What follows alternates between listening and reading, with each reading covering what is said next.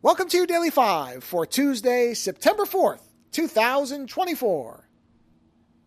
I was listening to the most recent Power Hour episode of Beyond Synth, and at one point, Andy Last was talking about the game that was released last year called RoboCop Rogue City.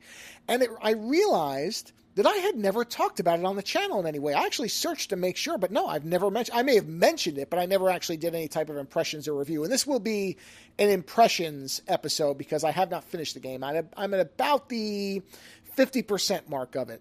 But I wanted to talk about it because I had played the previous game by these developers, and this is considered a AA game. They had done a Terminator game, I want to say 2 or 3 years ago, that got a lot of really positive reception. I picked that game up, and I'll be honest, that game lost me. There was a section where you have to stealth around the Terminators, and look, I love stealth, but something about stealthing around Terminators just didn't work for me, and I kind of gave up on the game. So I waited on getting Rogue City until it went on sale, not because I thought the game wasn't going to be good, but I just wasn't sure if it was going to be for me.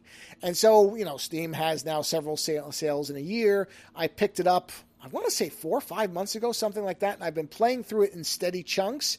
And I have to say, it started off being fun right off the get-go for me, but it has increasingly gotten better the more that I have played it, to the point where it is a really fun game. And it is a AA title.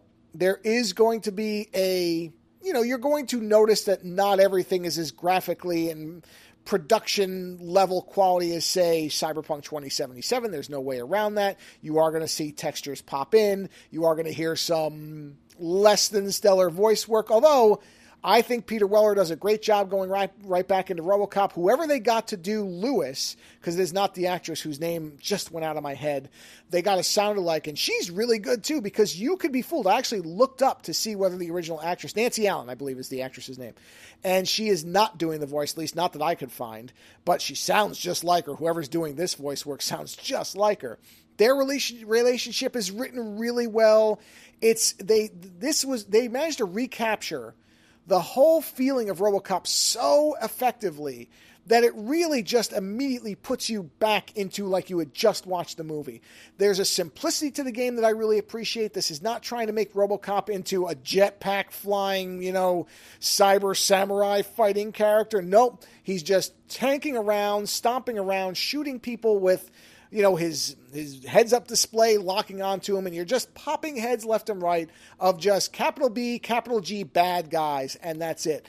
Probably the most weirdly interesting addition to this universe is the fact that for whatever reason, and this isn't really a spoiler, I don't think, the main enemy of the game, unless there's a twist later on, and there could be, because like I said, I'm only at the 50% point. I'm considering this an impressions episode, not a review.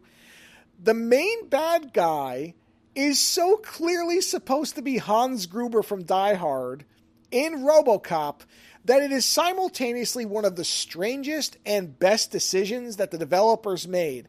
When this character shows up, physically, the facial model looks very similar to Alan Rickman. They didn't try to make him sound like it, which I think was smart, but it is clearly Hans Gruber. I mean, there's just no getting around it. And so every time the character shows up, I always have this smirk on my face because I just sit there and go, wow, I would never have paired these two things together, but it works in this game.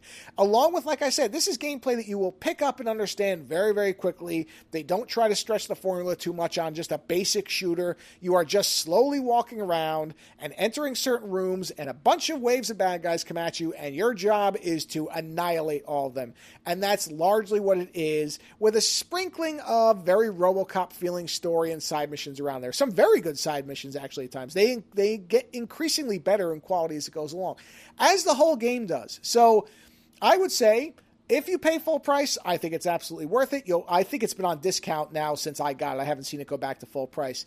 If you really enjoy RoboCop and you like first-person shooters, this is almost a no-brainer. Again, just understand it's not going to be as polished as a brand new $70 game, but you're not paying $70, and it's not trying to be one of those games. It's just trying to be something that's simple and retro and reminds you of what you liked about RoboCop, assuming that you liked it, and I don't know why you'd buy this if you didn't. So I could recommend RoboCop Rogue City so easily. It's just a fun pick-up-and-play game that immediately puts you right back into that RoboCop universe. So whatever price you can get it for, I would say pick it up and have fun. Later.